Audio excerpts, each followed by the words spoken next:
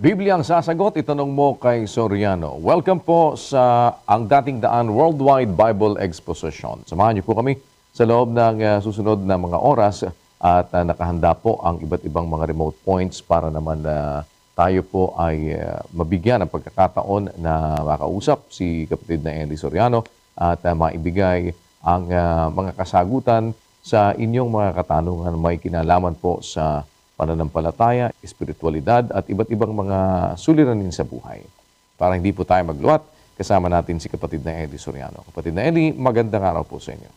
Magandang araw po mga kababayan sa lahat ng mga monitoring centers natin ngayon na naka-connect pa sa atin. Salamat sa Panginoon, mayroon tayong isa pang ganitong pagkakataon na magkausap para sa pananampalataya sa Diyos. Napakahalaga po ng ganitong bagay sa Diyos. Kung para sa atin, hindi natin masyadong nare-realize kung gaano kahalaga ito. Sa Biblia po, merong ganitong pahayag sa Malakias 3:16. Nang magkagayoy silang nangatatakot sa Panginoon ay nagsang-usapan at pinakinggan ng Panginoon at dininig at isang aklat ng alaala ay nasulat sa harap niya para sa kanila na nangatakot sa Panginoon at gumunita ng kaniyang pangalan. At sila'y magiging akin, sabi ng Panginoon ng mga hukbo, sa araw na aking gawin, sa makatwid bagay isang tanging kayamanan at aking silang panghihinayangan na gaya ng isang tao na nanghihinayang sa kanyang anak na naglilingkod sa kanya. Yung pong salita na yon ay resulta nung kanilang ginawa dun sa 16. Nang magkagayon silang nangatatakot sa Panginoon ay nagsang-usapan. Yun pong pag-uusap ukol sa Diyos, may maganda po't mahalagang nagiging resulta yon. Sabi doon sa 17, sila'y magiging akin, sabi ng Panginoon. Ang tao po para maging sa Diyos, kailangan maintindihan natin yung mga bagay-bagay na ukol sa Diyos. Ang sabi doon sa hula ni Propeta Malakias, yung mga natatakot sa Panginoon, nagsang-usapan, nag-usap-usap sila. At sila'y pinakinggan ng Panginoon at dininig. Isang aklat ng alaala ay nasulat sa harap niya para sa kanila na nangatakot sa Panginoon at gumunita ng kanyang pangalan. Ang naging resulta, sabi ng Diyos, sila'y magiging akin, sabi ng Panginoon ng mga hukbo. Yung pong maging sa Diyos tayo, ariin tayo ng Diyos na Kanya, ay bunga yon ng pag-uusap-usap na ang pinag-uusapan, hindi chismis, hindi mga kung ano-anong buhay ng artista. Ang pinag-uusapan ay yung mga salita ng Diyos. Kaya po ito ang aming ginagawa na nagbubukas kami ng mga gawain para mapag-usap-usapan yung mga bagay na ukol sa Diyos. Kasi po, kung tayo lang mga tao ay tayo lang ang gagawa, ang mas madalas na masarap na pag-usapan yung magkakaibigan, ang pag-uusap tungkol sa sabong, tungkol sa drugs, tungkol sa mga bagay ng kalayawan sa lupa, yun namang mga negosyante tungkol sa negosyo, at sa marami pang mga areas ng buhay. Pero ang isang nakakalimutan yata ng mga tao, mga kababayan, yung mag-usap-usap tayo ukol sa Diyos, tayong magkakaiba ang paniniwala. Kasi sigurado po sa ating panahon, maraming maling paniniwala. Yun ay pinagpaunan ng Panginoong Hesus na maraming lilitaw na mga bulaang propeta. Ililigaw ang marami. Ayun ang sabi doon sa 24:4 hanggang 5 ng Mateo. At sumagot si Jesus at sinabi sa kanila, "Mangag-ingat kayo na huwag kayong mailigaw ni numan, sapagkat marami ang magsisiparito sa aking pangalan na mangagsasabi, Ako ang Kristo, at ililigaw ang marami." Merong panahon na sinabi ni Kristo yan, 2,000 taon na nakakalipas. At ngayon po, nakikita natin yung katuparan. Marami talagang nangangaral tungkol sa Kristo. Magkakaiba ang aspeto, may magkakaibang mga intensyon, merong nangangaral dahil sa pera, merong nangangaral dahil sa kampi-kampi, merong nangangaral, nagninegosyo ng salita ng Diyos. Maraming mga bulaang propetang sinabi ang Panginoong Hesukristo. Kaya nakakatiyak tayo sa ating panahon, maraming mali na mga relihiyon. Pero kung mag-uusap-usap tayo kahit ano pang relihiyon ang kinaroroonan natin, ang sabi ng Diyos, yung mga natatakot sa Panginoon pag nag-usap-usap yon, nagkakaroon yun ng magandang resulta. Sila'y magiging akin, sabi ng Panginoon. Tayo ay magtatamo, magkakamit ng pabor, ng pagiging sa Diyos kung sa pag-uusap-usap natin, maintindihan natin yung talagang katotohanan ng Diyos. Kasi, gaya ng sabi ko nga, marami pong panluloko ngayon. Sabi ni Kristo, ililigaw ang marami. Dapat mag-usap-usap talaga tayo. Salamat po sa inyong pagdalo na ang layunin po namin ay makipag-usap sa inyo tungkol sa mga salita ng Diyos sa Biblia. At umpisahan na natin, kapatid na Daniel. Opo, umpisahan natin agad at puntahan natin ang lugar ng Doha, Qatar. Nandun si kapatid na Andy Perlada kasama na ating mga panahon. Doha, Qatar, go ahead please. Kapatid na Daniel at kapatid na Eli, salamat po sa Panginoon. Ang magtatanong po rito sa Doha, Qatar ay si Mr. Isaac Ronas, isa po siyang Baptist. Ang katanungan ko po, bago namatay si Kristo, may sinabi po siyang, Ama, bakit po? Bakit niyo ako pinabayaan? Bakit niya po yan nasabi? At sino po ba ang dapat sambahin? Si Hesukristo po ba o ang Diyos Ama? Kapatid, ang Kristo, kung hindi natin maiintindihan, meron siyang mga ginagampanang papel nung nandito siya sa lupa. Miski noong panahon pa na hinuhulaan yung kanyang pagparito sa lupa, may mga nakasulat na siyang mga gagampanan na magiging para siyang ganon. Doon sa 22:16 ng awit, ganito nakasulat doon.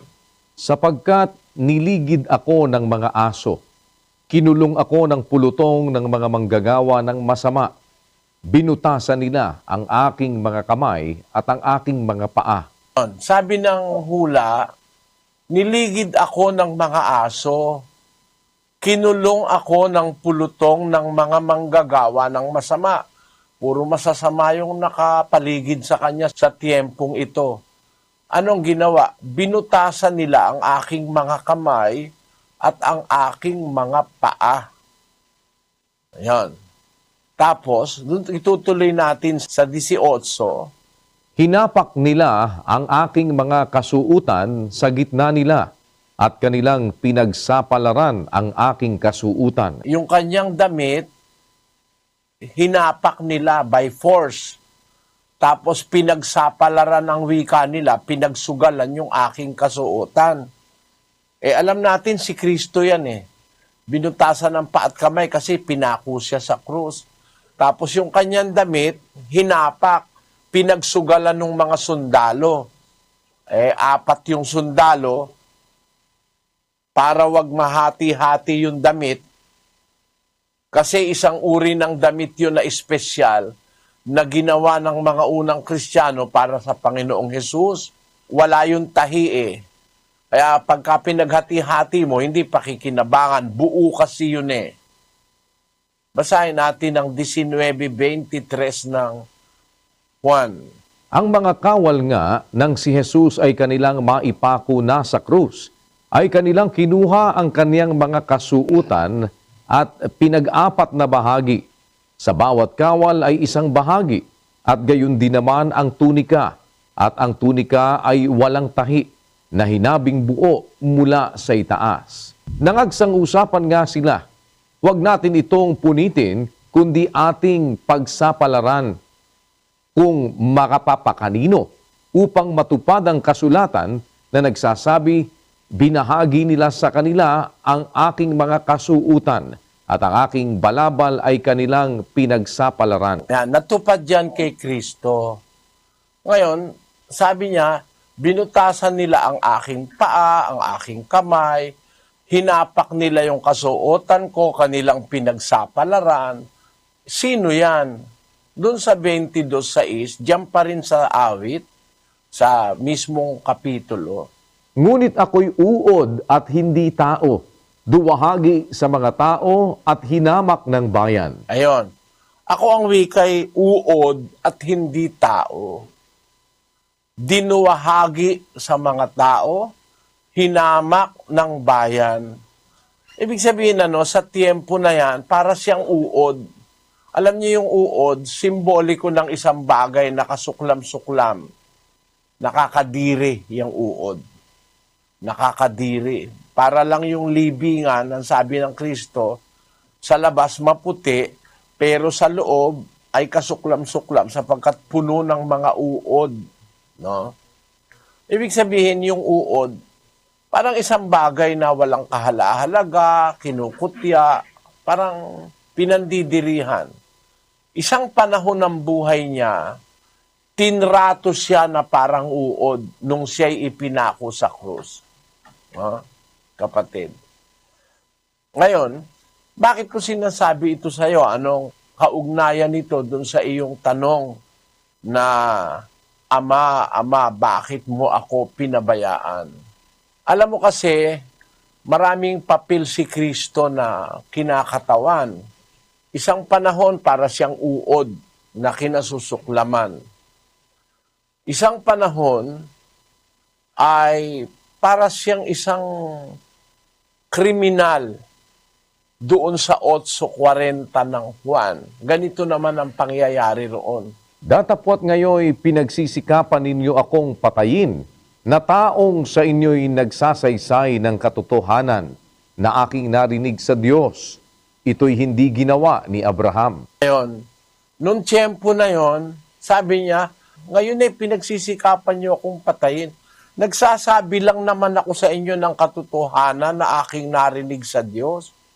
Gusto siyang patayin ng mga Hudyo na taong nagsasaysay sa inyo ng katotohanan. Nabasa ko katao kung nabasa ko naman uod. Ibig ba sabihin, uod na si Kristo? Kung nabasa mong tao, tao na talaga siya. Sabi sa Biblia, kaya niya sinabing taong nagsasaysay sa inyo ng katotohanan. Kasi, dun sa 1:14 ng Juan, ang nakasulat, At nagkatawang tao ang verbo. ang tao, yung katawan. Nagkatawang tao ang verbo. Parang ang lalaki nagdamit babae. Ang tingin mo babae, pero hubaran mo at lalaki yon. Kasi nagdamit babae. Para rin yung salitang nagkatawang tao. Hindi naman tao yun Wala pang tao, umiiral na yon, anak ng Diyos yon.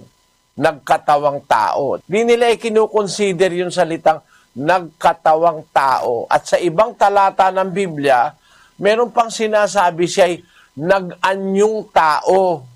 No? Nakitulad sa tao.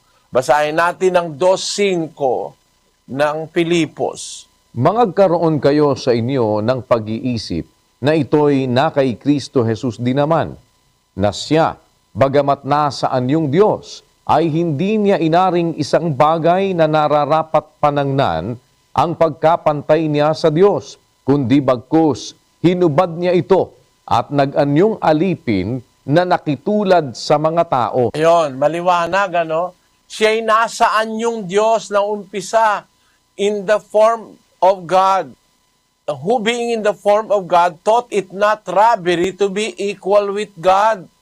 but made himself of no reputation, and took upon him the form of a servant, and was made in the likeness of men.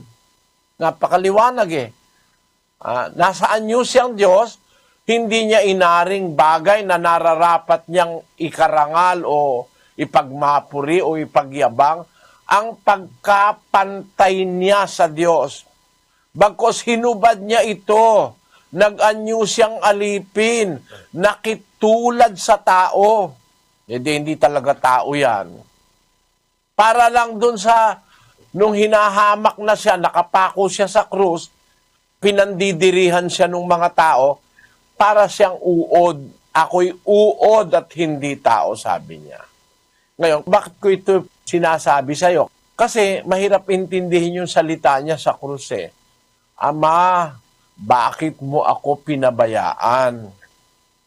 Ang katunayan, maraming pastor nga hindi naman naiintindihan kung bakit niya sinabi yan eh.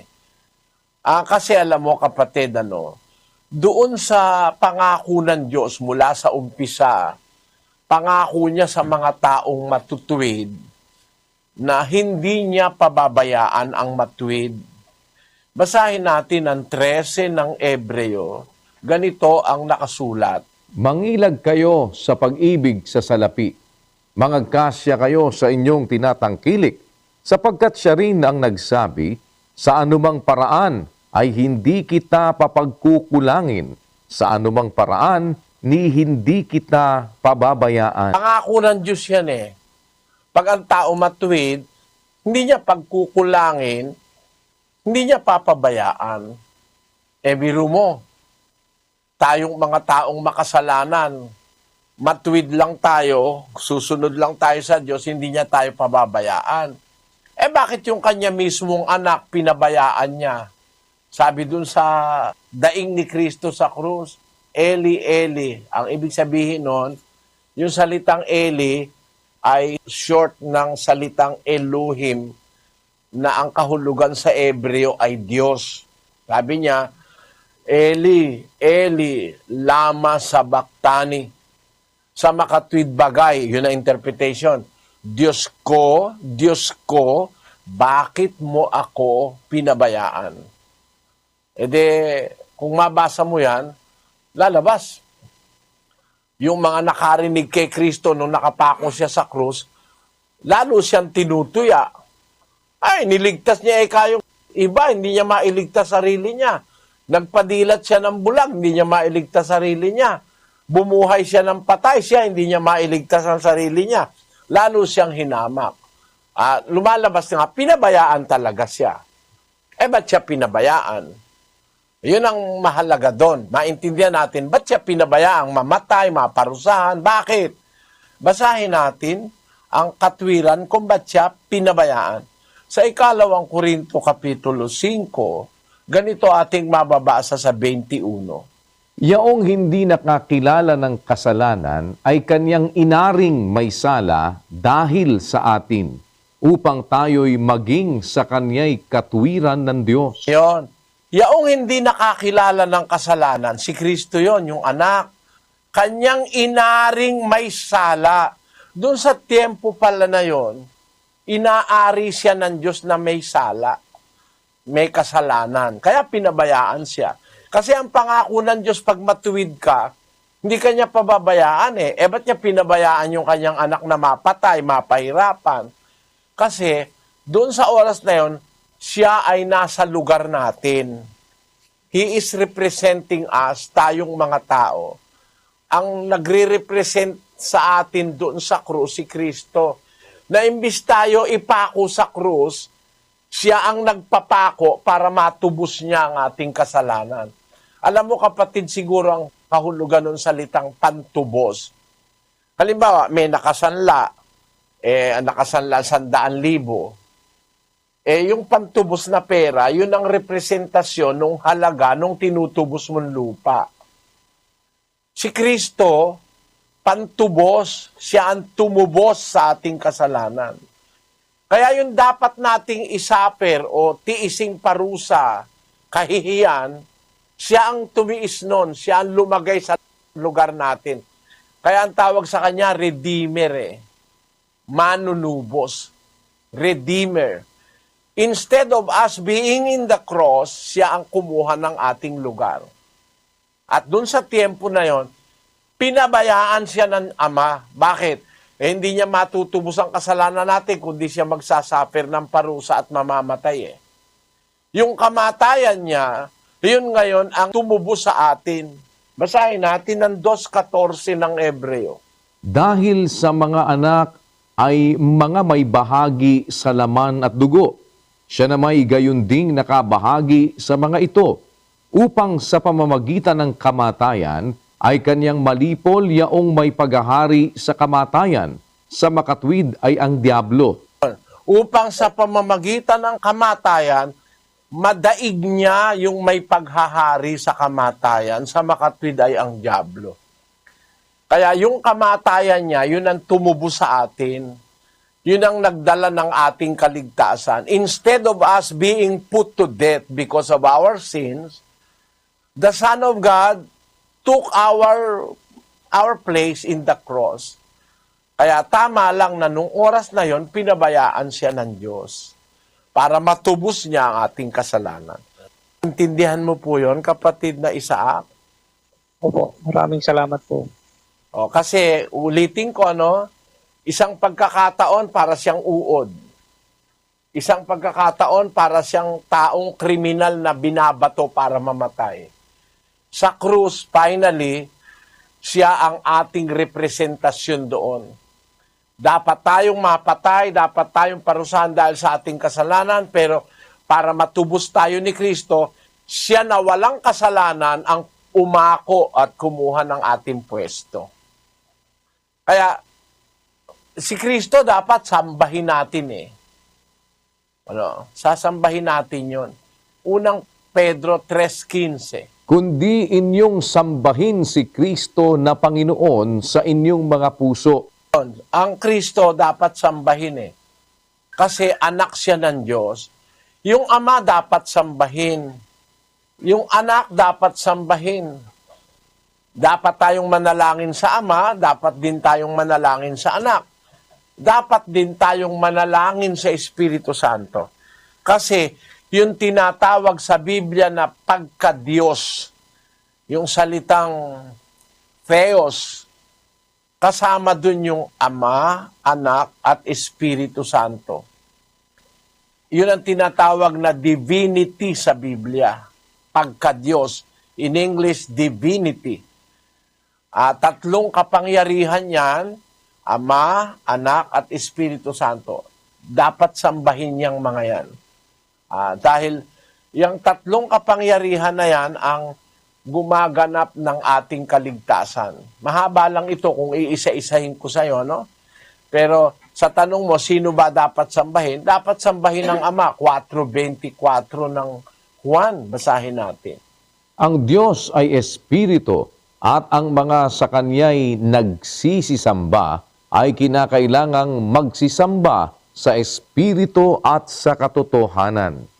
Ang Ama dapat sambahin. Si Kristo dapat sambahin. Ang Espiritu ng Diyos dapat sambahin. Ayun ang dapat nating makita. Yun ang maikli lang na sagot ko para doon sa ikalawa mong tanong. Hahaba kasing masyado, kapatid. Pero sana naunawaan mo. Salamat sa iyo, sa iyong pagdalo. Makinig ka lang. Kung ayaw mo mang umanib, mapatunayan ko lang sa iyo yung baptist, mali yan. Mali yan. Tawag pa lang dyan, mali na Nakadiskusyon ko yung baptist dun sa Angeles, yung pinakamataas nilang pastor. Sabi ko, yung mga members mo, anong tawag? Baptist daw. Tanong ko, nagbabautismo ba mga membro mo? Hindi daw, siya lang. Mali ang membro mo. Ba't mo tinatawag na baptist hindi naman pala nagbabautismo?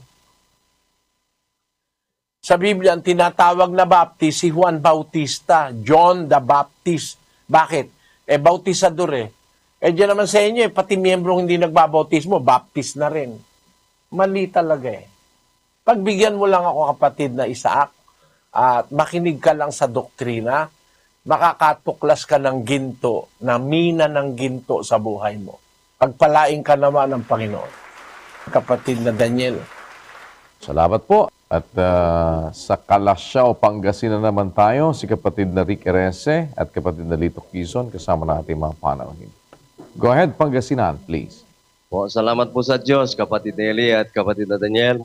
Mula po dito sa Kabilukaan, Covered Court, dito sa Calasiao, Pangasinan. Ang magtatanong po, kapatid na Eli, ay si kapatid na Merlick Pugia, 58 years old, isang Methodist. Narito po siya at ang kanyang katanungan. Magandang gabi po, Brother Eli. Nagpapasalamat ako sa Diyos dahil nasipag kayo na ibahagi ang salita ng Diyos na tinutupad nyo ang utos sa Matthew 28, verse 19 to 20. Ang katanungan ko po dahil gusto kong madagdagan ang kaalaman ko sa Biblia, anong pinagkaiba ng Iglesia ng Diyos at ng ibang relihiyon sa doktrina? Unang tanong ko po at pangalawa, ano ang kalagayan sa aming mga individual na nananampalataya? At ano ang kalagayan ng isang nananampalataya sa Diyos na ang inuuna ay material na bagay dahil maraming pretentious sa pananampalataya sa bibig at sa pisikal na sa Diyos pero sa kanilang attitude, ugali at gawa ay hindi makikita at walang awa at pagmamahal sa kanilang kapwa. Dahil tayo ay kanya-kanyang kaligtasan, saan papunta ang ganitong mga tao na ganitong klase ng pananampalataya na hindi nakikita sa gawa? Dahil sabi sa Biblia na faith without works is dead. Walang pagbabago sa kanilang buhay o transformation. Dahil sa, kung minsan tayong mga nananampalataya, hindi natin natutupad yung Galatians chapter 5, verse 22 to 20. Ano ang kalagayan ng isang ganitong klaseng pananampalataya? Salamat kapatid na Merly sa iyong pagdalo. Unang-una yung tanong mo, pagkakaiba ng iglesia ng Diyos sa ibang mga relihiyon, sa doktrina, sabi mo. Malaki ang pagkakaiba kasi sa Biblia, kung pag-uusapan natin Biblia, wala namang ibang iglesia sa Biblia kundi ang iglesia ng Diyos eh. Yun ang opisyal na pangalan ng iglesia sa Biblia. Ikalawang Korinto 1:1. Basahin natin kapatid na Daniel. Si Pablo, na apostol ni Kristo Jesus sa pamamagitan ng kalooban ng Diyos, at si Timoteo, na ating kapatid, sa iglesia ng Diyos na nasa Korinto, kalakip ng lahat ng mga banal na nasa buong Akaya. Ang iglesia pinangaral ng mga apostol, iglesia ng Diyos. Yun po ang nakasulat sa Biblia. Ang malaking pagkakaiba natin sa mga ibang relihiyon, pangalan pa lang nung ibang relihiyon wala na sa Biblia. Huwag namang magagalit ang kahit na sino. Wala sa Biblia ang iglesia quadrangular. Wala nun. Wala sa Biblia yung Wesleyan Church. Pangalan kasi ni Wesley nakalagay dun sa Wesleyan Church. Yun namang isang church, pangalan din ng tao nakalagay, the Lutheran Church. Pangalan ni Martin Luther, kaya Lutheran Church. Mali yan Dapat kasi ang sa Diyos talaga, tinatawag sa pangalan ng Diyos. Basahin natin yung nakasulat sa Isaias 43:7. Bawat tinatawag sa aking pangalan at yaong aking nilikha ay sa aking kaluwalhatian. Yaong aking inanyuan, oo, yaong aking ginawa. Yung sa Diyos, yung kanyang inanyuan, yung kanyang ginawa, tinatawag sa kanyang pangalan. Pati yung kanyang bayan, yung kanyang mga tao, yung iglesia, dapat tinatawag sa pangalan ng Diyos yun Basahin natin ang 9:19 ng Daniel. O Panginoon, dinggin mo. O Panginoon, patawarin mo. O Panginoon, iyong pakinggan at gawin.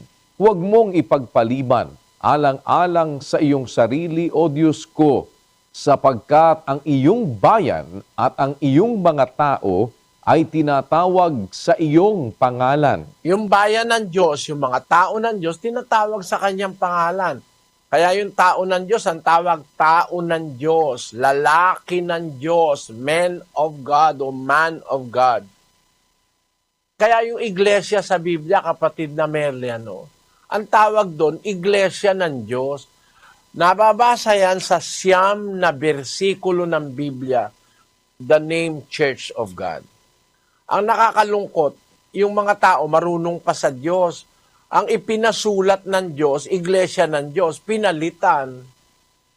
Wesleyan Church, Lutheran Church, Catholic Church, kung ano-ano pinaglalagay na pangalan.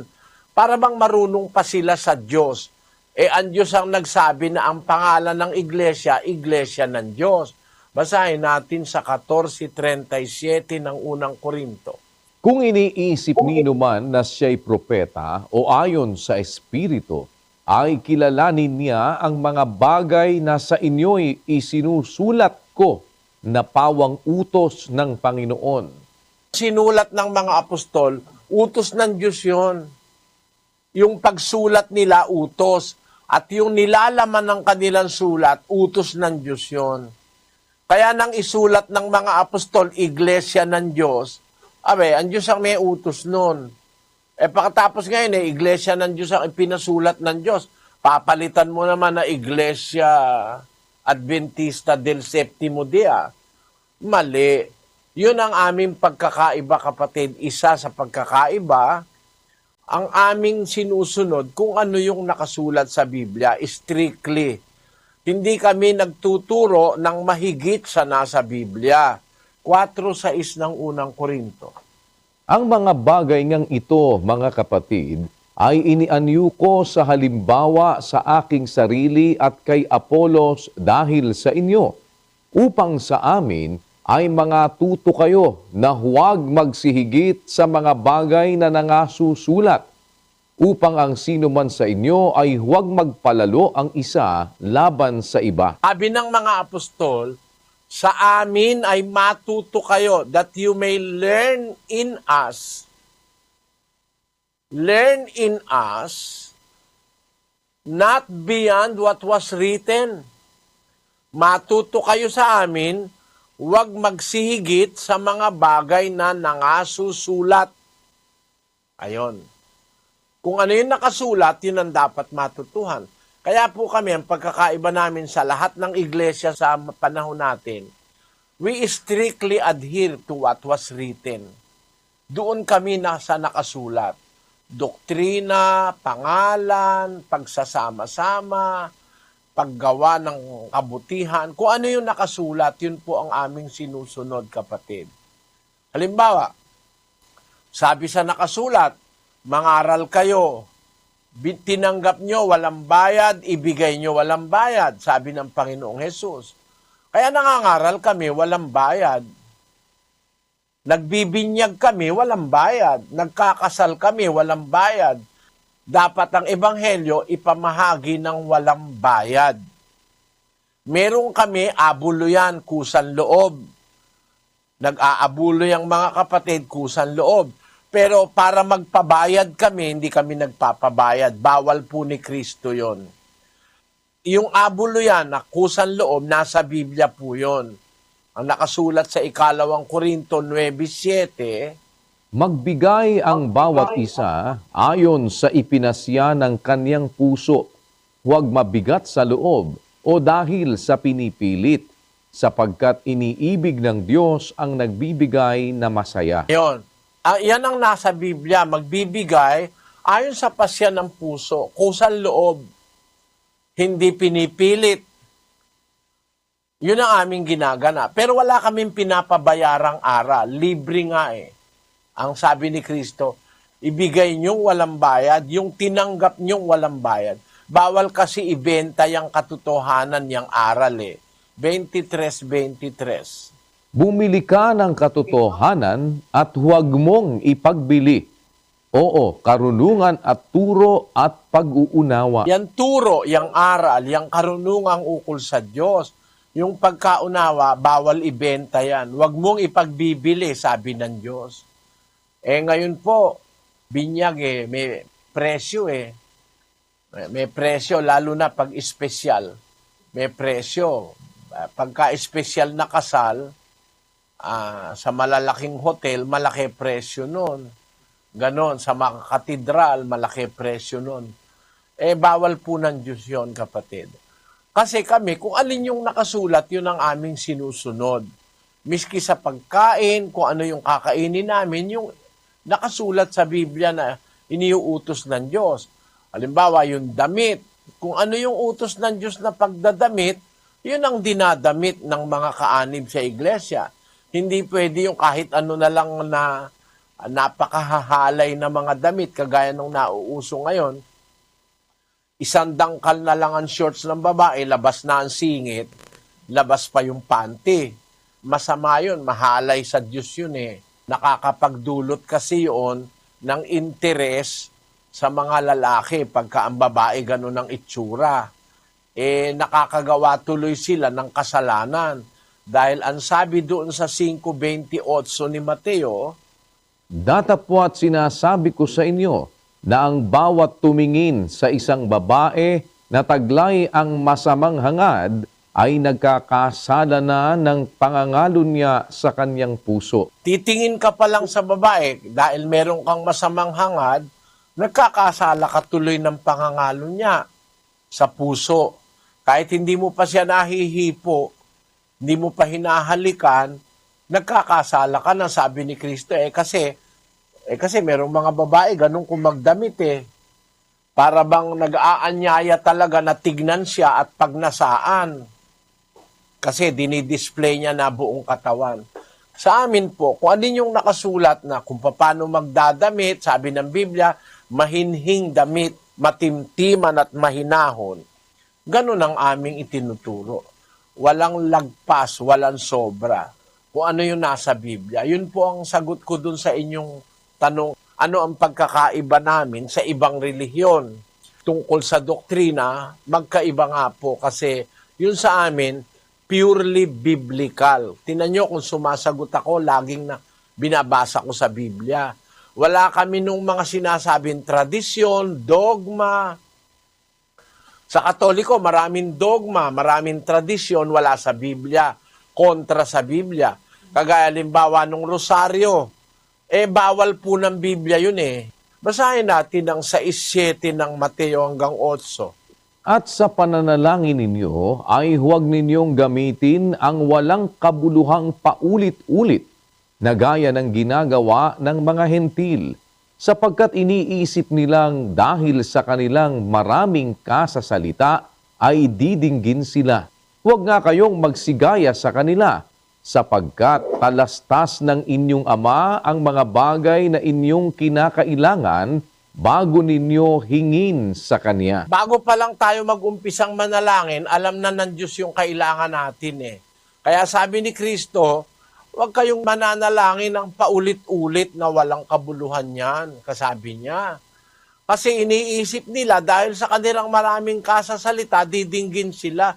Huwag kayong gagaya sa kanila sapagkat talastas ng inyong ama ang mga bagay na inyong kinakailangan bago nyo hingin sa Kanya. Hindi naman makulitan Diyos. Wala naman po kasing rosaryo sa Biblia. Bawal nga ng Biblia yung konsepto ng rosaryo. Kasi ang Diyos ayaw niya nung kukulitin mo siya ng ulit-ulit ang pinagsasasabi mo. Hindi naman siya bingi, hindi naman siya bobo, hindi naman siya makulit. No? Ba't mo naman kukulitin ng ulit-ulit? Mali yun. Nakakaano lang kasi kung minsan parang yung iba nagagalit pag nagsasalita ka ng totoo. Pero dapat talaga may magsabi ng totoo Pag wala kasing magsasabi ng totoo, habang panahon ng mali ang ginagawa natin, di natin maiintindihan. Kaya utos ng Diyos yun 58:1 ng Isaias, kapatid na Daniel. Humiyaw ka ng malakas, huwag kang magpigil. Ilakas mo ang iyong tinig na parang pakakak at iyong ipahayag sa aking bayan ang kanilang pagsalangsang at sa sangbahayan ni Jacob ang kanilang mga kasalanan. Sabi ng Diyos, humiyaw ka ng malakas, Huwag kang magpigil. Ilakas mo ang iyong tinig na parang pakakak.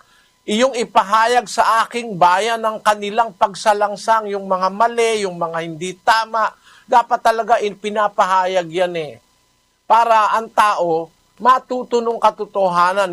May mga tao, kunyari, sa Diyos, pero pakunwari lang. Yun yung sinasabi sa 1:16 ng Tito Sila'y nangagpapanggap na nakikilala nila ang Diyos, ngunit ikinakaila sa pamamagitan ng kanilang mga gawa, palibhasa'y mga malulupit at mga masuwayin at mga itinakwil sa bawat gawang mabuti. Ang tanong ng kapatid na Merly, ano magiging resulta doon sa mga tao na yon na malulupit sa walang pagmamahal sa kapwa, inuuna yung material kaysa sa espiritual, pretensyo sa pananampalataya sa Diyos, pero ang ugali ay di nakikita, walang pagmamahal sa kapwa. Yun yung sinasabi eksakto ni San Pablo doon sa mga taong hindi sumusunod sa Diyos Nagpapanggap lang sila, they are just pretending to know God. Nakikilala nila ang Diyos sa kanilang pagpapanggap, nagsasabi sila kilala nila ang Diyos.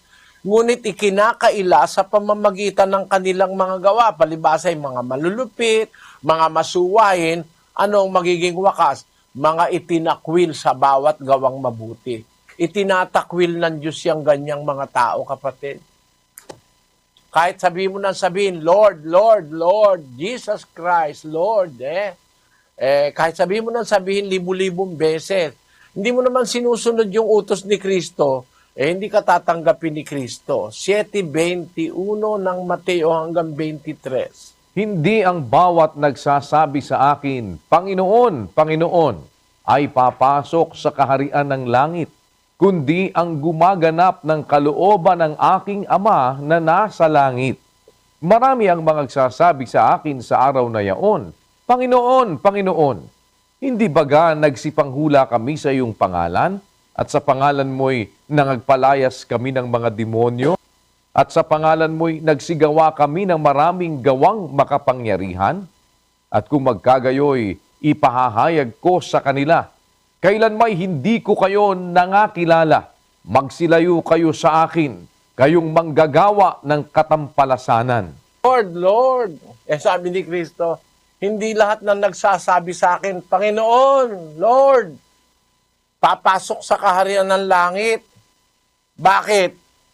Marami ka magsasabi sa akin sa araw ng paghuhukom, Lord, hindi ba kami nanghula sa pangalan mo? Sa pangalan mo, nagpalayas pa kami ng mga demonyo. Gumawa pa kami ng mga milagro.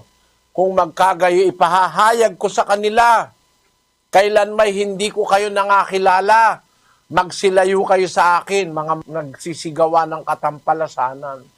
Yan po ang katapusan ng mga tao. Ang relihiyon ginawang venue of hypocrisy. Kinasangkapan ng relihiyon para kunyari banal, para kunyari sa Diyos, pero ang nakatagong gawain puro kawalanghiyaan. Yun po ang sagot ko, kapatid na Merly. Salamat po sa inyong pagdalo. Sana naunawaan nyo aking sagot. Salamat po, Brother Eli. Salamat po at punta naman po tayo sa Talavera, Nueva Ecija. Si kapatid na Jerry Cabaniero at kapatid na Edwin Magdaraog kasama nating mga panauhin. Go ahead, Nueva Ecija. Magandang gabi, kapatid na Eli. Ang itatanong ko po ay isa lang. Sino ang naging saan nakuha ni Cain ang napangasawa niya? Basahin natin ang 5, versikulo 4 ng Henesis. At ang mga naging araw ni Adam pagkatapos na maipanganak si Seth ay 800 taon at nagkaanak ng mga lalaki at mga babae. Marami pa lang anak na lalaki at babae si Eva at si Adan Hindi naman katakataka yun kasi utos ng Diyos, kapatid, na magpakarami sila Pagkalalang sa kanila ng Diyos, inutusan, magpakarami kayo, magpalaanakin kayo, kalatan ninyo ang lupa, ayon, at inyong supilin. Utos yun eh. Yung pagpapakarami ni Eva at ni Adan eh. Pangunahing utos na tinanggap nila sa Diyos yun. Be fruitful and multiply and replenish the earth sa pagkakasalin sa King James Version. Kaya hindi katakataka na ang Eva at Adan na ito mag-produce ng maraming anak. Sabi nga ng Henesis, nagkaanak siya ng mga lalaki at mga babae. Yon. Ngayon, ang tanong ng kapatid, saan nakuha ni Cain ang kanyang napangasawa? Basahin natin ang 3:20 ng Henesis. At tinawag na Eva ng lalaki ang kaniyang asawa, sapagkat siya ang naging ina ng lahat ng mga nabubuhay. Yung palang salitang Eva, ang ibig palang sabihin nun, kapatid, siya ang ina ng lahat ng nabubuhay. Tinawag ng lalaki ang kanyang asawa na Eva, sapagkat siya ang naging ina ng lahat ng nabubuhay. Ibig sabihin, lahat ng tao sa panahon na yon, anak ni Eva yon. Kaya kung tanong mo saan kumuha si Cain ng mapapangasawa, dun sa mga naging anak ni Eva, maaaring kapatid niya at maaari ring pamangkin niya. Kasi habang lumalakad ang panahon, yung mga anak ni Adan, nagmumultiply yun eh. Pwedeng mag-produce yun ng mga anak. Pwedeng lalaki, pwedeng babae. Kaya kung halimbawa, 40 anyo si Cain, pwede siyang magkaroon ng pamangkin na 20 anyos. Kasi kung yung kapatid niya nag-asawa ng 20 anyos, bago nag-40 si Cain, yung panganay nung kapatid niya na nag-asawa, po pwedeng 20 anyos na yon, pwede niya nang mapangasawa yon. Dalawa lang ang posibilidad. Anak ni Eva at ni Adan at pamangkin ni Cain, pwede niyang mapangasawa. Yun ang pinakamalalapit na pwedeng ma-produce ni Eva at ni Adan eh. Kasi yung mga unang pinanganak ni Eva at ni Adan, pag nag-asawa yon, magiging magiging pamangkin ni Cain yun eh. Pwedeng mapangasawa niya yon, pwede rin namang mapangasawa niya mismong isa sa kanyang mga kapatid. Nung panahon na yun naman, di naman bawal na magkaasawa ka ng kapatid o ng pamangkin. Bandang huli na lang ipinagbawal ng Diyos yun sa Israel. Kasi nga, nag-umpisa pa lang ang tao noon, wala pang maraming tao. Kaya, ang magiging asawa ng isa't isa sa kanila, yun mismong kanilang mga kamag-anak. At ang ipinagkakamali ng iba riyan, yung sinasabi doon sa Henesis 4:16, ang sabi ron, At umalis si Cain sa harapan ng Panginoon at tumahan sa lupain ng Nod sa silanganan ng Eden. At nakilala ni Cain ang kaniyang asawa at siya'y naglihi at ipinanganak si Enoch. At siya'y nagtayo ng isang bayan at tinawag ang bayan ayon sa pangalan ng kaniyang anak, Enoch. ang kasaysayan, sabi ng tinulat ni Propeta Moises, nung umalis si Cain sa harap ng Panginoon pagkatapos na siya'y sumpain ng Diyos dahil pinatay niya ang kanyang kapatid na si Abel, pumunta siya sa lupain ng Nod. At pagdating niya sa lupain ng Nod, nakilala niya ang kanyang asawa at naglihi at ipinanganak si Enoch. Ang pagkakamali nung iba, kung salita diyang nakilala, akala nila ang kahulugan nung nakilala, pagdating sa Eno, dun lang nakilala ni Cain yung kanyang asawa. Hindi nila alam kung paano ang gamit nung salitang nakilala sa Henesis.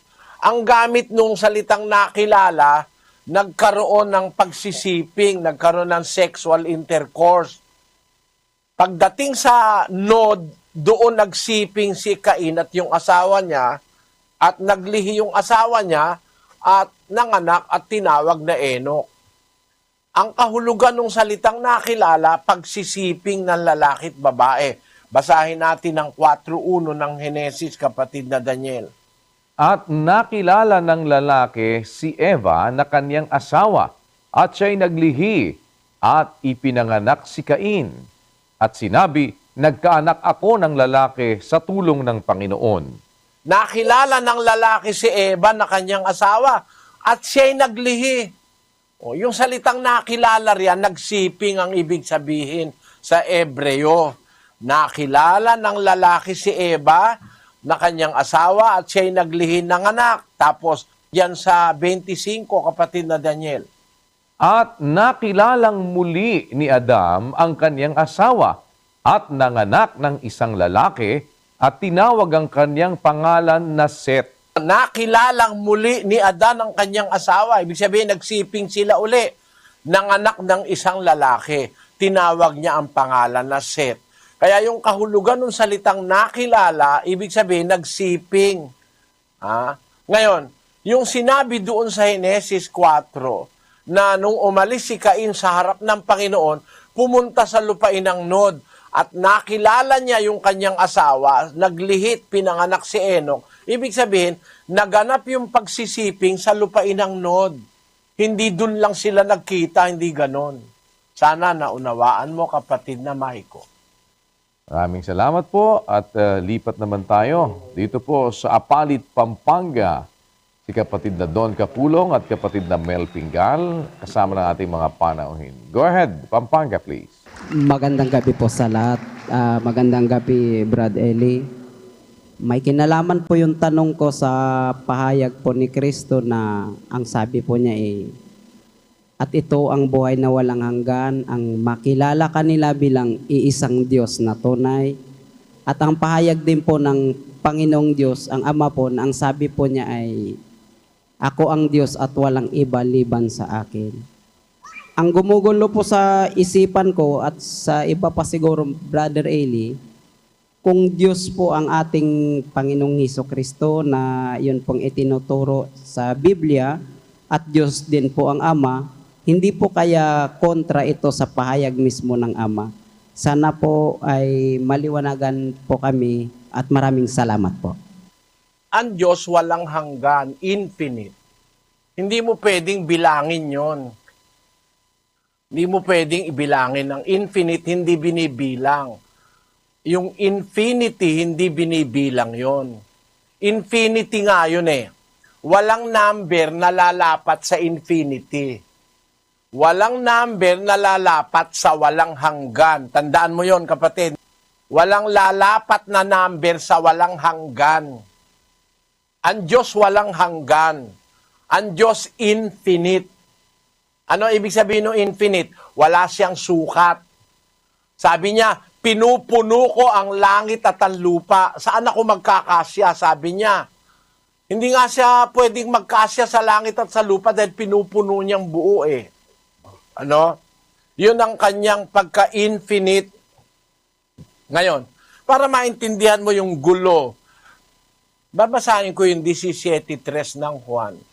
At ito ang buhay na walang hanggan, na ikaw ay makilala nila na iisang Diyos na tunay at siyang iyong sinugo sa makatwid bagay, si Hesukristo. Kung basahin nila, hindi naman nila tinutuloy eh.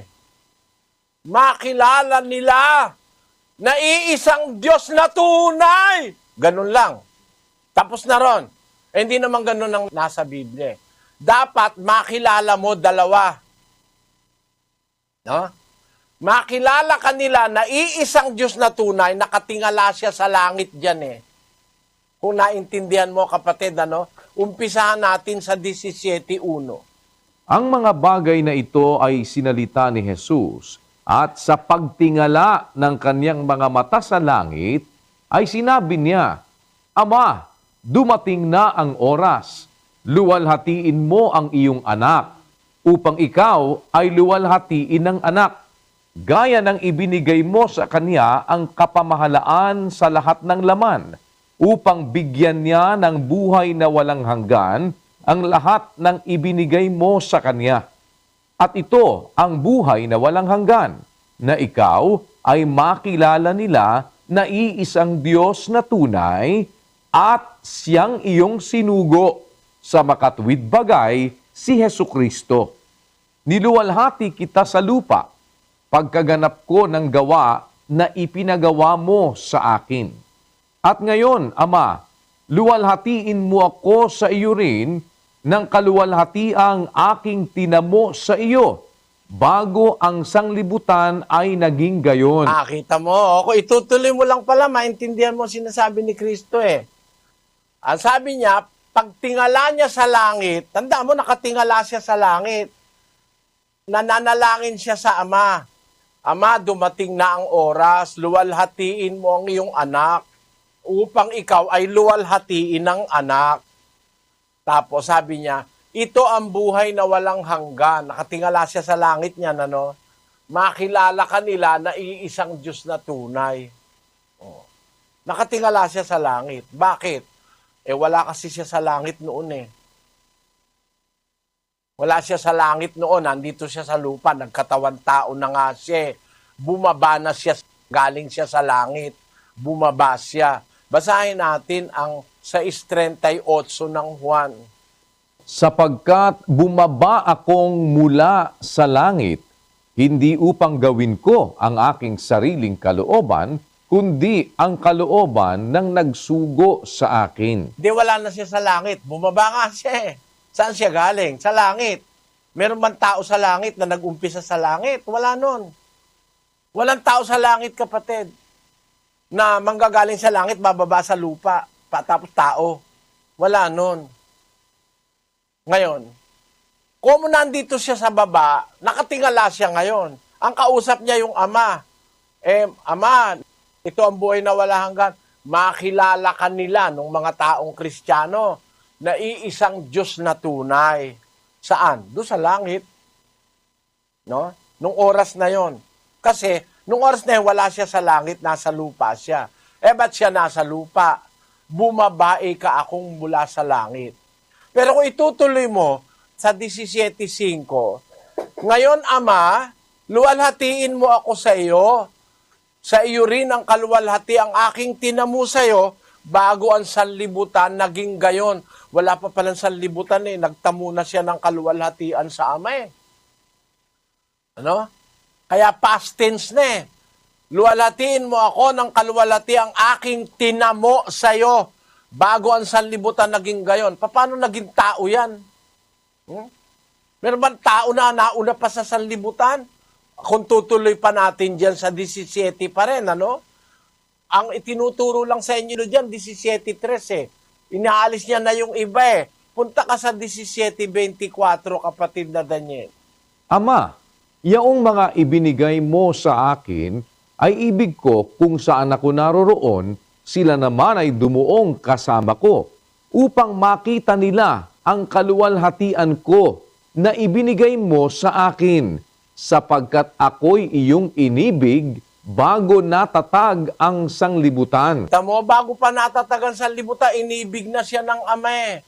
Binigyan na siya ng kaluwalhatian eh. Kaya sabi niya, nung papanik na siya uli sa langit, Ama, yung mga binigay mo sa akin, gusto ko, kung saan ako naroroon, doon din sila dumuon. Para makita nila yung kaluwalhatiang ibinigay mo sa akin, sapagkat ako'y inibig mo bago natatagan sa libutan. Nauna pa pala siya sa universo eh. No? Paano ngayon tao yan? Ganito, babalikan ko 17:3, at ito ang buhay na walang hanggan, na ikaw ay makilala nila na iisang Diyos na tunay, at kaya nga may koma tapos may ate. Dapat makilala mo rin at siyang iyong sinugo sa makatwidbagay si Jesucristo. Dapat, kung kinikilala mo yung Ama, kilalanin mo rin si Kristo. Dalawa silang kikilalanin mo. 14:1 ng Juan. Huwag magulumihanan ang inyong puso. Magsisampalataya kayo sa Diyos. Magsisampalataya naman kayo sa akin. Dalawa silang kikilalanin mo eh. Magsisampalataya kayo sa Diyos, magsisampalataya naman kayo sa akin. Ama at anak yan eh. Ngayon, yung anak ba ng Diyos, sino ba ng anak doon? Basahin natin ang 2:7 ng awit. Aking sasaysayin ang tungkol sa pasya. Sinabi ng Panginoon sa akin, ikaw ay aking anak, sa araw na ito ay ipinanganak kita. Ngayon, nung palang araw pa, matagal na, sabi ng Diyos, ikaw ay aking anak, sa araw na ito, ipinanganak kita.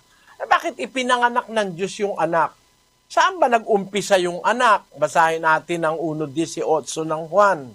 Walang taong nakakita kailanman sa Diyos ang bugtong na anak na nasa sinapupunan ng Ama, siya ang nagpakilala sa Kanya.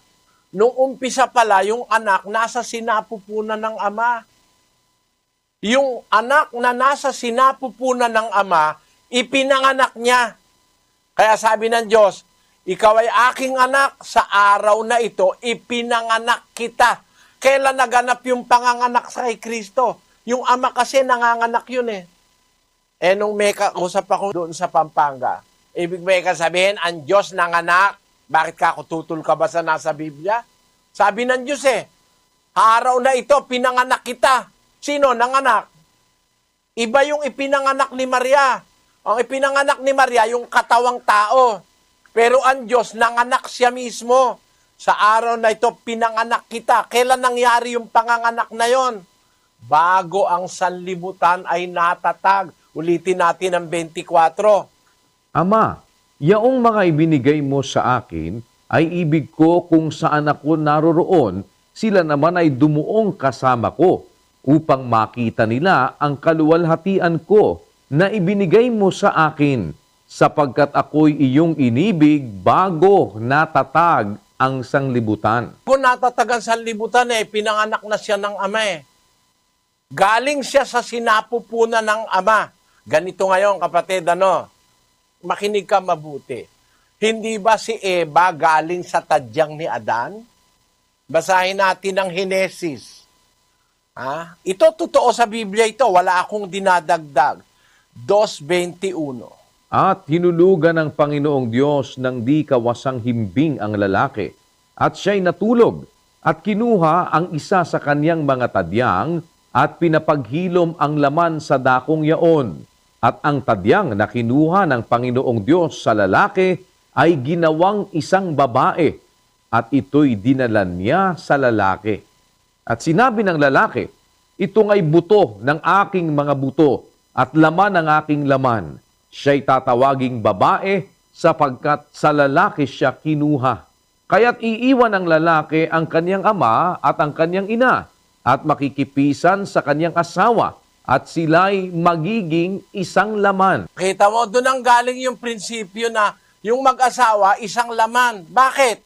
Galing si Eva kay Adan Sa umpisa talaga namang isa sila Kaya pagka ng lalaki nagkaasawa, yung asawa niya itinuturing na kaisa niyang laman. O katunayan, 19:5 ng Mateo. At sinabi, dahil dito'y iiwan ng lalaki ang kaniyang ama at ina, at makikisama sa kaniyang asawa, at ang dalawa ay magiging isang laman. Kaya nga, hindi na sila dalawa, kundi isang laman. Ang pinapagsama nga ng Diyos ay huwag papaghiwalayin ng tao. Sabi ni Kristo, kaya nga yung lalaki at babae nag-asawa, hindi na sila dalawa, isa na sila. Kasi galing yung babae sa lalaki. Originally, isa lang. Ganon ang Diyos. Isa lang naman talaga ang Diyos sa umpise. Ako ang una, sabi niya. Nanganak siya. Galing sa sinapupunan niya. Parang si Eva, galing sa tadyang ni Adan. Pag nag-asawa ngayon ng lalaki, ang pronouncement ng Diyos, ang sabi ng Diyos, hindi na dalawa, kundi isang laman. Tutulan mo nga ngayon yon. Hindi na dalawa, hindi isang laman. Hindi, dalawa lalaki at babae, dalawa. Yun ang sabihin mo. Sabi ng Diyos hindi na dalawa, isa lang. Di yung dalawa, isa lang. Para sa Diyos. Yung ama, saka yung anak, hindi ba umpisa isa lang yon? Nanggaling sa sinapupunan, pinanganak niya. O ngayon, dalawa na sila. Hindi dalawa sila. Hindi sila isa. Sabi ng Diyos? 10:30 ng Juan. Ako at ang ama ay iisa. Tapos bibilang-bilangin mo, sabihin mo, dalawa.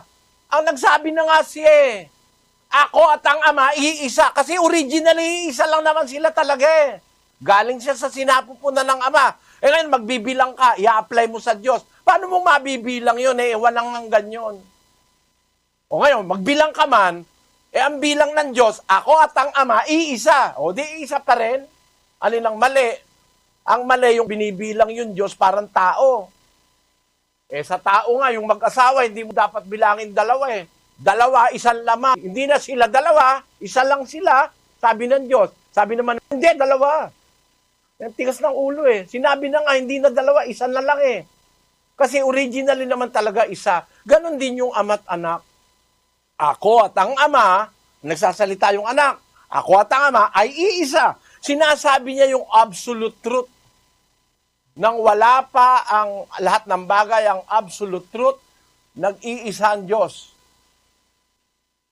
I am the first.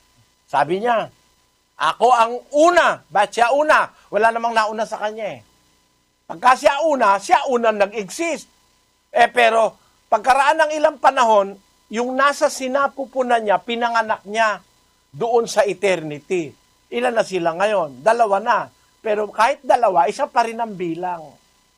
Kaya lang, ginulo. Ano ang sabi ng Diyos? Walang iba liban sa akin.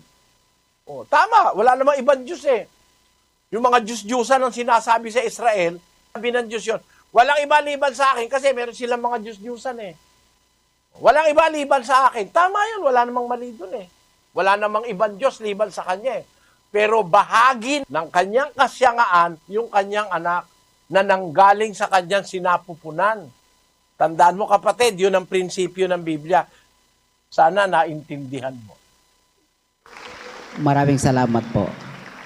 Salamat po at sana ho ay makinig kayo ng ating doktrina.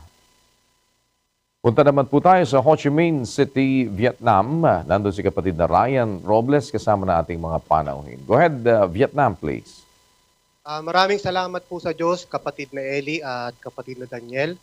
Ang atin pong bisitang magtatanong ay isang Roman Catholic, si Sis Elizabeth Albano Davao, 57 years old. Narito po siya. Magandang gabi po.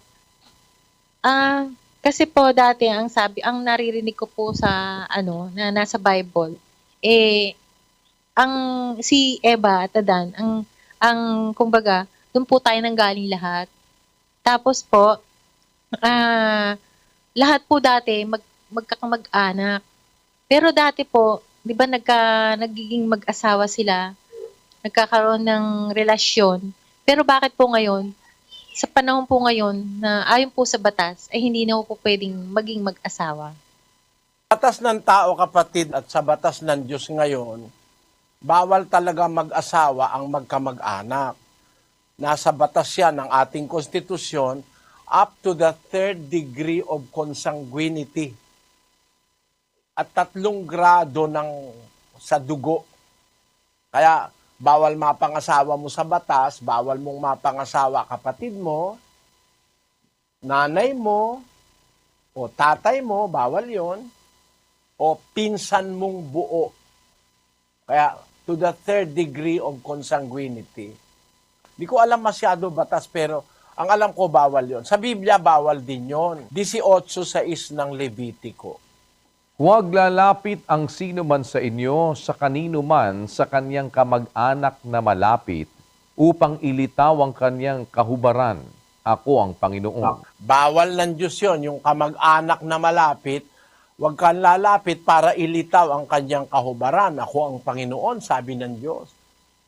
Ngayon, ang tanong doon, which is a logical question, bakit nung araw ang napangasawa ni Cain at saka yung mga anak ni Eva, nagkapangasawahan sila, mga magkakamag-anak? Ganito yon, kapatid na Elizabeth. Babasahin ko sa iyo ang Santiago 1:17. Ang bawat mabuting kaloob at ang bawat sakdal na kaloob ay pawang buhat sa itaas na bumababa mula sa Ama ng mga ilaw na sa kanya'y walang pagbabago ni kahit anino man ng pag-iiba. Yung Ama, yun lang ang walang pagbabago. Ang tawag sa Grego na Biblia, yung paralaje. Ang kahulugan nun, transmutation. Ang Diyos lamang ang hindi nagkakaroon ng transmutation. Ang kahulugan, kapatid, ng transmutation, ganito. Sa pagdaan ng mga taon, lalo na paglibu-libong taon na, sa ating pagkatao bilang mortals, hindi naman tayo immortal mortal tayo. Ang Diyos lang ang immortal at walang pagbabago. He will be like Himself forever. Hindi na siya magbabago, hindi na siya mag-i-improve, hindi na siya madadagdagan, hindi na siya mababawasan. He is in His perfect state of being. Wala sa kanyang pagbabago, walang transmutation sa Diyos. Ngayon ang tao, kapatid, ang tao nagkakaroon ng transmutation. Parang ganito, no? Tao, hayop, bakterya, nagkakaroon ng transmutation. Ang tawag dun sa bunga nun, yung mutants, naiiba ang kanilang kondisyon. Parang yung bakterya ngayon, bawa, kakainom ng antibiotic, yung mga bakterya nagiging resistant, nagtatransmutate, lumalakas ang kanilang panlaban sa antibiotic na iniinom ng tao. Kaya ngayon, pagkainom ka ng inom na antibiotic, dadating ang panahon, hindi na tatalab dun sa bakterya yung antibiotic na iniinom mo kasi nagtatransmutation Ang ibig kong sabihin doon ganito, kapatid. Sa ating mga tao, habang tumatagal ang panahon, nagkakaroon na ng transmutation o pag-iiba-iba ng ating bodily constitution, yung ating katawan, yung ating pagkatao, nagkakaiba-iba na. Kaya dahil sa transmutation, merong nagiging itim, meron namang nagiging puti, meron nagiging pula, meron nagiging dilaw, kagaya ng mga Chinese, parang dilaw, ang mga Indian, pula, ang mga Amerikano, puti, ang mga negro naman ay black. Bunga yan ng transmutation in us. Sa pagtagal ng mga panahon, libo-libong mga taon, nagkakaroon ng pagkakaiba-iba ang tao. Kaya, dahil sa transmutation na yon, pagka ikaw ay kamag-anak mo, ang napangasawa mo, ay nagkakaroon ng defects, ng birth defects, karaniwan sa ipinanganganak ng magkapatid na naging mag-asawa, abnormal. Bakit ganon? Nung umpisa, wala namang ganon. Kasi nga, nagkaroon ng tao ng transmutation. Sa pagsasalit-salin ng mga lahi, humina na yung ating sistema ng katawan. Dahil sa mga chemical, sa kinakain, sa environment, marami na ngayon depekto ang ating pagkatao. Kung mag-aasawa ngayon yung magkamag-anak, yung mga depekto na yon magmamanifest. Kaya karamihan sa mga anak ng magkapatid, abnormal. Minsan ang isip, kulang. Minsan yung physical na katawan, merong mga defects. Kaya ipinagbawal yan ng batas ng Diyos at ng batas ng tao. Dahil sa paghaba ng panahon, naganap sa ating mga tao yung transmutation, yung pagbabago ng ating dating natural na kalagayan. Naging mas mahina na ngayon ang katawan ng tao. Panahon ni Eva at ni Adan, 900 taon, buhay pa Sa atin ngayon, maswerte ka pag umabot ka ng 100 Dahil nagkaroon na nga ng paghina ang naturalesa ng tao dahil sa tinatawag na mutation o transmutation. Yun ang isa sa mga scientific na dahilan kung bakit ipinagbabawal ngayong mag-asawa sa kamag-anak na malapit dahil nga nagkakaroon ng mga depekto. Napatunayan yan ng siyensya. Sa Biblia naman, Kaya ipinagbabawal ng Diyos, mag-asawa ka sa isang kamag-anak na malapit, kasi para ang tao mag-asawa at dumami ang lahi ng tao, hindi doon sa paraan na magkakaroon ng depekto. Kasi kung ang magiging mag-asawa, puro magkapatid, magpipinsan, ang maipoproduce ng mga tao, may mga depekto. Nakikita ng Diyos yun Kaya pinagbawal niya later. Noong umpisa, hindi bawal. Magpapakarami nga sila magkakamag-anak Pero nung matagal na ang lahi ng tao, kasi ngayon, kapatid, humigit kumulang ang lahi ng tao, meron ng 6,000 taon hanggang 7,000 taon, napakarami ng pagbabagong nangyari dahil sa mga pagbabagong nangyari sa mundo, nagkaroon ng maraming man-made chemicals, nagkaroon ng mga transmutation sa mga genes ng mga tao, sa mga DNA, kaya bawal na ng Diyos ngayon yung mag-asawa sa kamag-anak na malapit. At mas maganda naman kasi, ang mapangasawa mo ay hindi mo kamag-anak na malapit para hindi maglalaban yung inyong dugo, maging malusog ang inyong mga anak. Ganon yon, kapatid na Elizabeth. Sana naunawaan. Brother Eli, we have also a Vietnamese visitor. She is a Christian. Her name is Madelina, 32 years old. Hello, my name Nga, and I am Vietnamese. You can call me Madeline. And now my question is,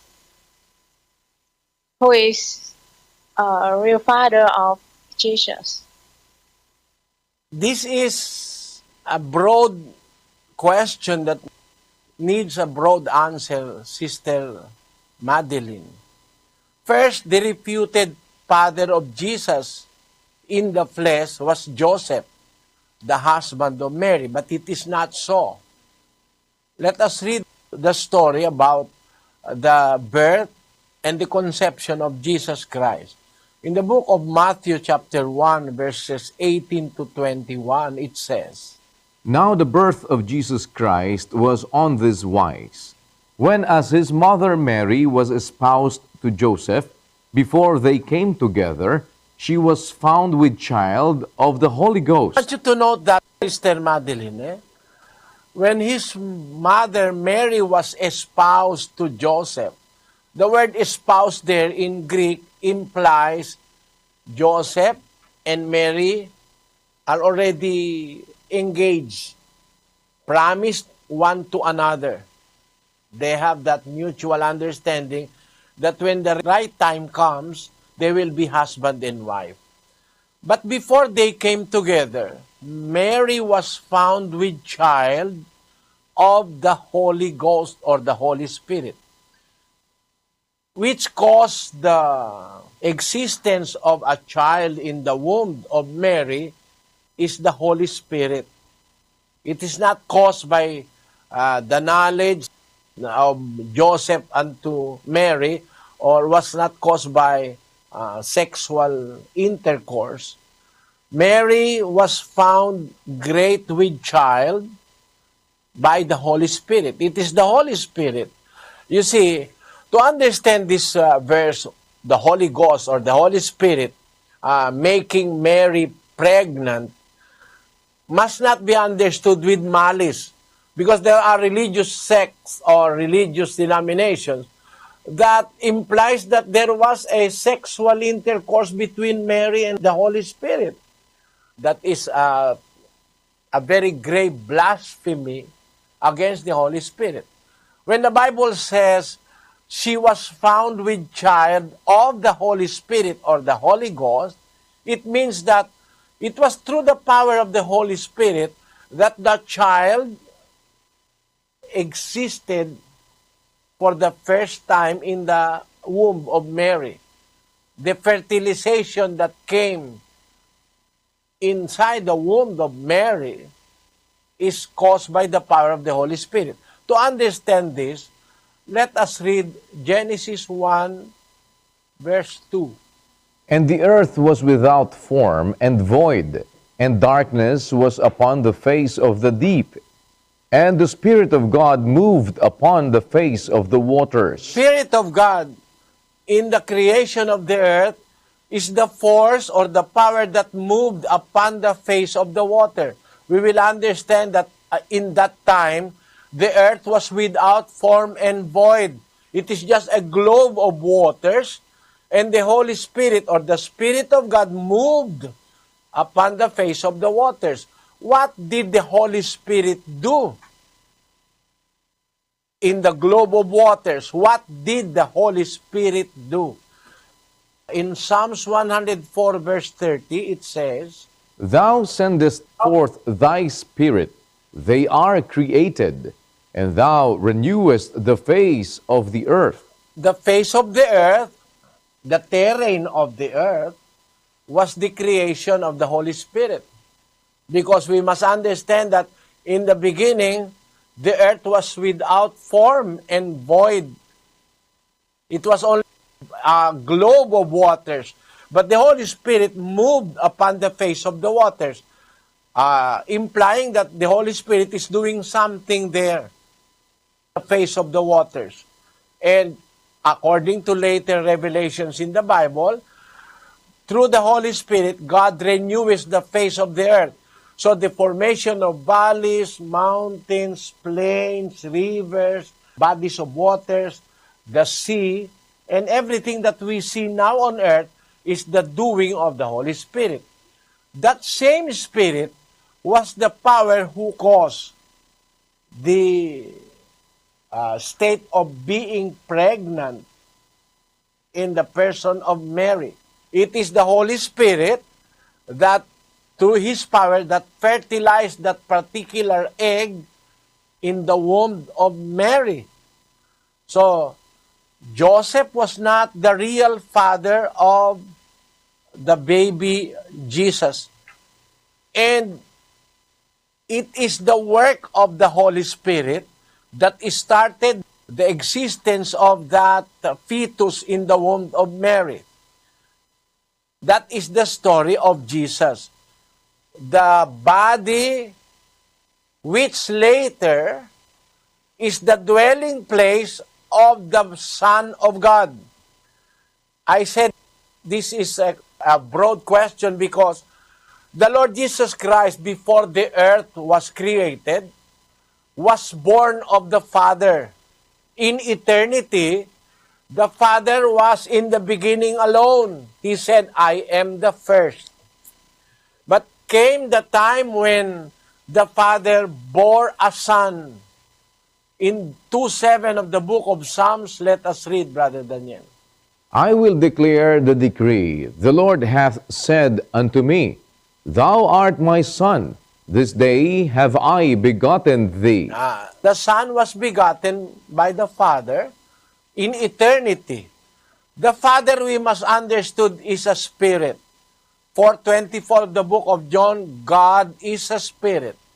So when He begot the Son, it must be understood that He is begetting or giving birth to another spirit, because it is biblically possible that a spirit will beget another spirit. Let us read that in 3:6 of John. That which is born of the flesh is flesh, and that which is born of the Spirit is spirit. Something that is born by the Spirit is a spirit. So when the Father, who is a spirit, gave birth to a Son, the Son is also a spirit. That being that was begotten by the Father, which is a spirit, is the very Son of God, which was born of God in eternity.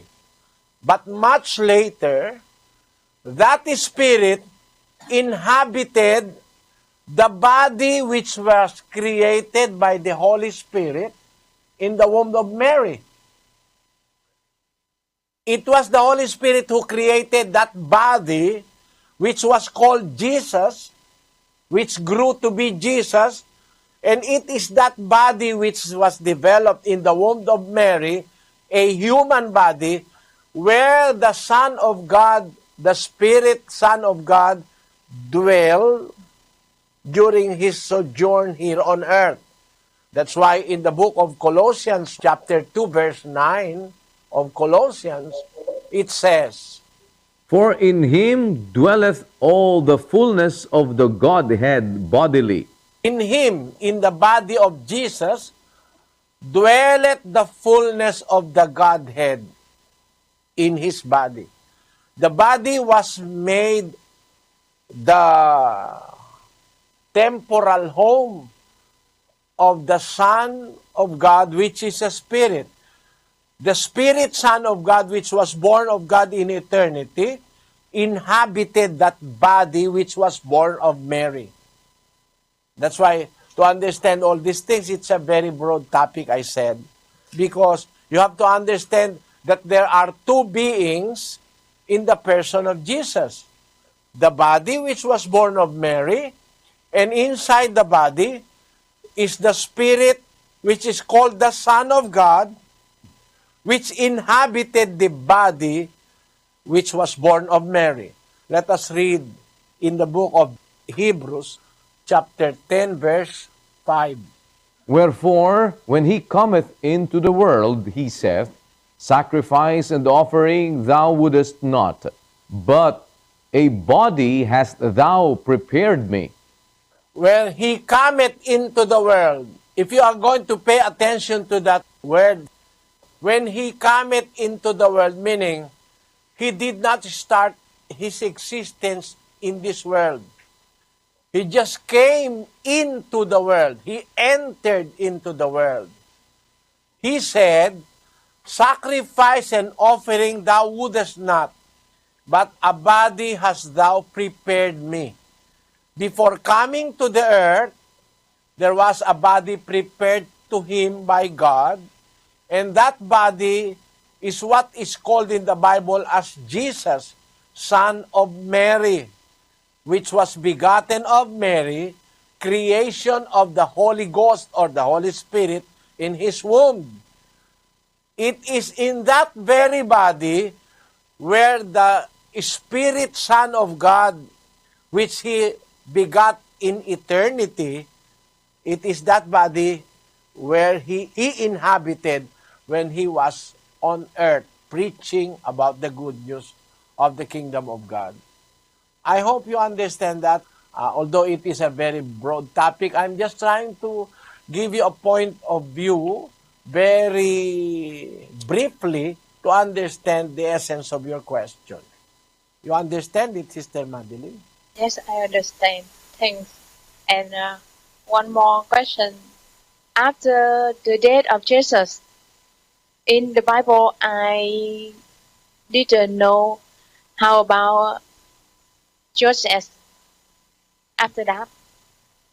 And my friends asked me after the death of Jesus, he didn't know about what happened about Joseph.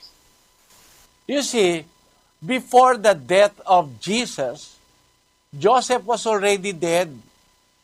He died ahead of Jesus and Mary. Joseph died ahead of Jesus and Mary. Why? Let us read the story in the cross, chapter 19, verse 25 of the book of John, Brother Daniel. Now there stood by the cross of Jesus his mother and his mother's sister, Mary, the wife of Cleopas, and Mary Magdalene. When Jesus therefore saw his mother and the disciple standing by, whom he loved, he saith unto his mother, Woman, behold thy son. Then saith he to the disciple, Behold thy mother. And from that hour, that disciple took her unto his own home. When he was on the cross, there were people there beside him. His mother, his mother's sister, which is also called Mary, the wife of Cleopas. And there was also Mary Magdalene in there. So there were three Marys beside the cross. One is Mary, the mother of Jesus. One is another Mary, the sister of Mary, the mother of Jesus, which is the wife of Cleopas. And another Mary by the person of Mary Magdalene. Now, Jesus saw his mother and one of his disciples standing by. That disciple whom he loved.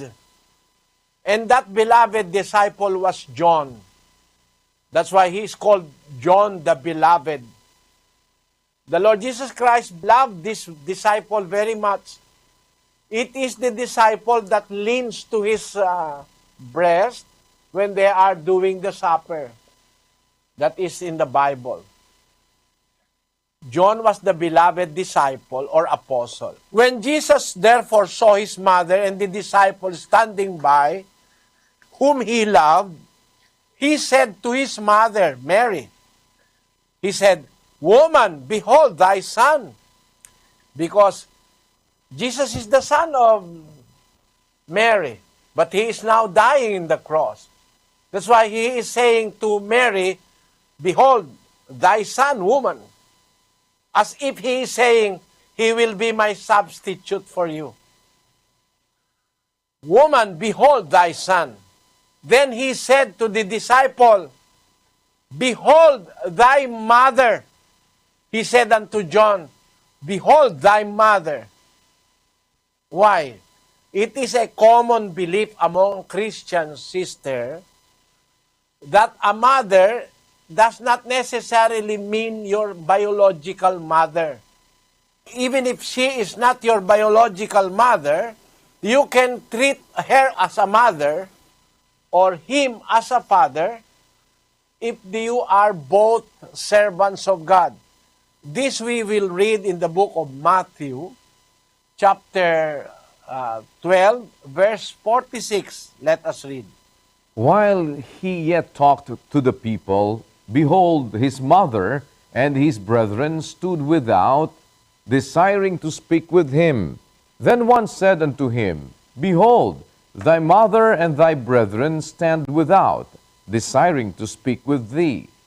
But he answered and said unto him that told him, Who is my mother, and who are my brethren? And he stretched forth his hand toward his disciples and said, Behold, my mother and my brethren. For whosoever shall do the will of my Father which is in heaven, the same is my brother and sister and mother. According to the Lord Jesus Christ, whoever is doing the will of his Father in heaven, he treats them as his own mother, his brother, or his sister.